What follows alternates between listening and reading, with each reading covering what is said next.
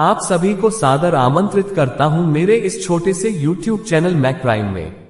आपके सुंदर स्वस्थ जीवन की कामना करते हुए आज इस वीडियो में चर्चा करेंगे पराशर ऋषि के बारे में। क्या आप जानते हैं पराशर ऋषि के आश्रम वर्तमान भारत के कहाँ है? क्या है ये पराशर शब्द का मतलब? सब कुछ जानेंगे इसी वीडियो में, लेकिन उससे पहले आप सभी से मेरा विनम्र निवेदन ये है कि यदि आपको वीडियो पसंद आए तो चैनल को सब्सक्राइब करके चैनल के मनोबल को बढ़ाने में आप भी सहयोग देंगे। पराशर शब्द का अर्थ है पराशुनाति पापानीति पराशर, अर्थात जो दर्शन स्मरण करने से ही समस्त पापों का नाश करता है वही पराशर है। पराशर मुनि का आश्रम उत्तर प्रदेश के फतेहपुर जिले के गंगा किनारे बैगांव नामक ग्राम में स्थित है। पराशर एक मंत्रद्रष्टा ऋषि, शास्त्रवेता, ब्रह्मज्ञानी एवं स्मृतिकार है। ये महर्षि वशिष्ठ के पौत्र, गोत्र प्रवर्तक, वैदिक सूक्तों के दृष्टा और ग्रंथकार भी हैं। पराशर शरशैया पर पड़े भीष्म से मिलने गए थे। परीक्षित के प्रायोपवेश के समय उपस्थित कई ऋषि मुनियों में वे भी थे। वे 26वें द्वापर के व्यास थे। जन्मेजय के सर्पयज्ञ में उपस्थित थे। पराशर के पिता का नाम शक्तिमुनि था और उनकी माता का नाम अध्यक्षयंती था। शक्तिमुनि वशिष्ठ ऋषि के पुत्र और वेदव्यास के पितामह थे। इस आधार पर पराशर वशिष्ठ के पौत्र थे। शक्तिमुनि का विवाह तपस्वी वैश्य चित्रमुख की कन्या अदृश्यंती से हुआ था। माता के गर्भ में रहते हुए पराशर ने पिता के मुंह से ब्रह्मांड पुराण सुना था। कालांतर में उन्होंने प्रसिद्ध जितेंद्रिय मुनि एवं युधिष्ठिर के सभासद जातुकर्ण्य को उसका उपदेश किया था। पराशर बाष्कल के शिष्य थे। ऋषि बाष्कल ऋग्वेद के आचार्य थे। याज्ञवल्क्य, पराशर, बोध्य और अग्निमाधक इनके शिष्य थे। बाष्कल ने ऋग्वेद की एक शाखा के 4 विभाग करके अपने इन शिष्यों को पढ़ाया था। पराशर याज्ञवल्क्य के भी शिष्य थे। इक्ष्वाकुवंशी अयोध्या के राजा ऋतुपर्ण के पौत्र सुदास हुए थे। उनके पुत्र वीरसेन मित्रसेन हुए, जो सुदास पुत्र होने से सौदास भी कहलाते थे। महर्षि वशिष्ठ के शाप से वे नरभोजी राक्षस कल्माशपाद हुए। राक्षस रूप कल्माशपाद ने शक्ति सहित वशिष्ठ के 100 पुत्रों को खा लिया। इससे दुखार्त वशिष्ठ ने आत्महत्या के कई प्रयत्न किए पर सफल नहीं हुए। अतः शक्ति की पत्नी अदृश्यंती को साथ लेकर वे हिमालय पर पहुंचे। एक बार वशिष्ठ ने वेदाध्ययन की ध्वनि सुनी तो चकित रह गए, इसलिए कि वेद पाठ करने वाला कोई वहां दिखाई नहीं दे रहा था। तब अदृश्यंती ने उन्हें बता दिया कि शक्ति का पुत्र मेरे गर्भ में है और उसी के वेदाध्ययन की ध्वनि सुनी गई है। ये सुनकर वशिष्ठ इतने प्रसन्न हुए कि उन्होंने मृत्यु की इच्छा छोड़ दी। जन्मोपरांत पराशर ने सुन लिया कि राक्षस कल्माशपाद ने उनके पिता शक्ति को खा लिया था। ये सुनते ही उनके मन में राक्षसों के प्रति घोर विरोध उत्पन्न हुआ और उन्होंने संसार से राक्षसों का अंत कर डालने का निश्चय किया। इस आशय से उन्होंने अपना राक्षस सत्र आरंभ किया, जिसमें राक्षस मरते जा रहे थे। कई राक्षस स्वाहा हो गए तो निरीति की आज्ञा पाकर महर्षि पुलस्त्य पराशर के पास गए और राक्षस वंश को बचाए रखने के लिए राक्षस सत्र पूर्ण करने की प्रार्थना की। उन्होंने अहिंसा का उपदेश दिया। व्यास ने भी पराशर को समझाया कि बिना किसी दोष के समस्त राक्षसों का संहार करना अनुचित है, इसलिए आप अपना यज्ञ पूर्ण करें, क्योंकि साधुओं का भूषण क्षमा है। अलम निशाचर दर्ग धर्दीन शिकार भी सत्रम ये विर्मत्य तत्क्षमाज रहे साधना। पुलस्त्य तथा व्यास के सदुपदेशों से प्रभावित होकर पराशर ने अपना राक्षस सत्र पूर्ण किया। उन्होंने अग्नि को हिमालय के समतल प्रदेश में रख दिया। पुलस्त्य ने राक्षस सत्र पूर्ण करने के उपलक्ष्य में उन्हें कई प्रकार के आशीर्वाद दिए। उन्होंने बताया कि क्रोध करने पर भी तुमने मेरे वंश का मूलोच्छेद नहीं किया। उसके लिए तुमको एक विशेष वर प्रदान करता हूं। तुम पुराण संहिता के रचयिता बनोगे। 2 देवता तथा परमार्थ तत्व को यथावत जान सकोगे और मेरे प्रसाद से निवृत्त और प्रवृत्ति मूलक धर्म में तुम्हारी बुद्धि निर्मल एवं असंदिग्ध रहेगी।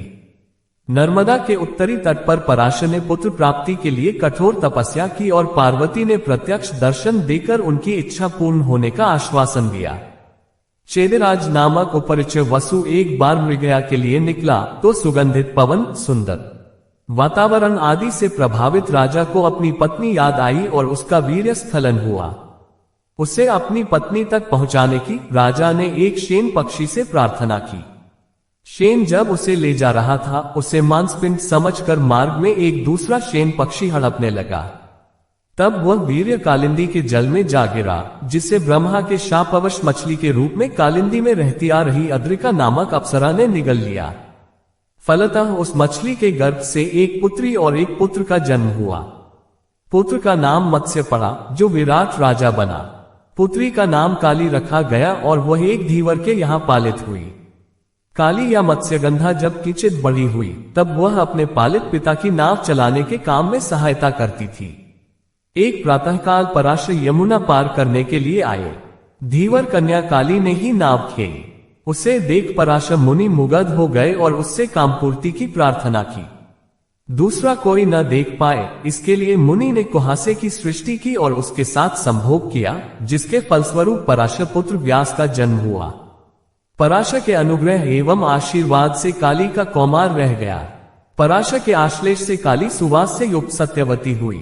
सत्यवती को योजनगंधा होने का वरदान दिया।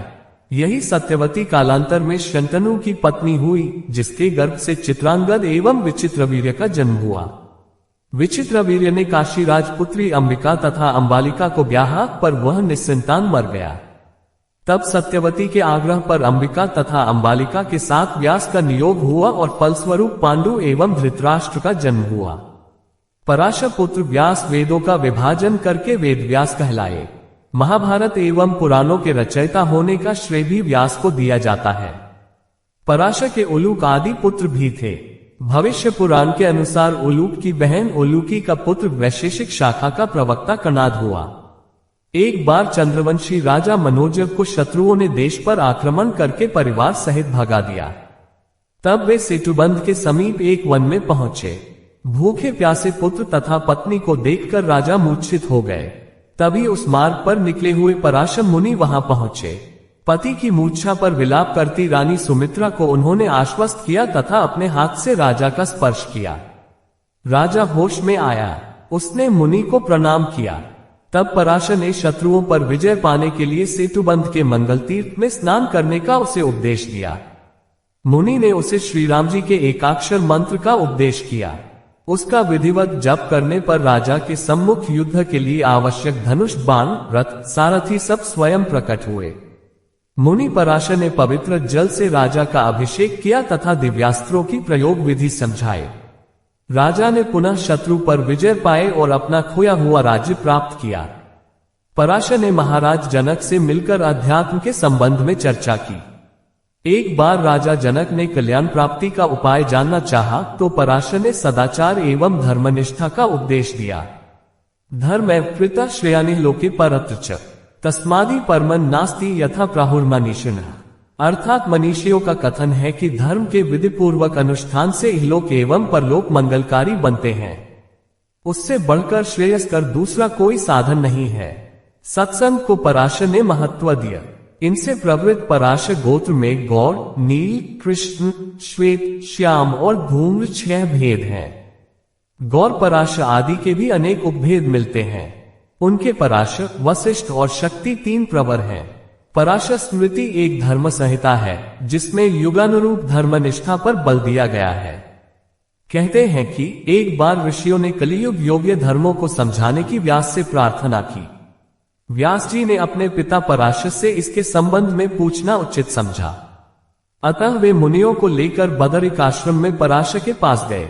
पराशर ने समझाया कि कलियुग में लोगों की शारीरिक शक्ति कम होती है, इसलिए तपस्या, ज्ञान संपादन, यज्ञ आदि सहज साध्य नहीं है।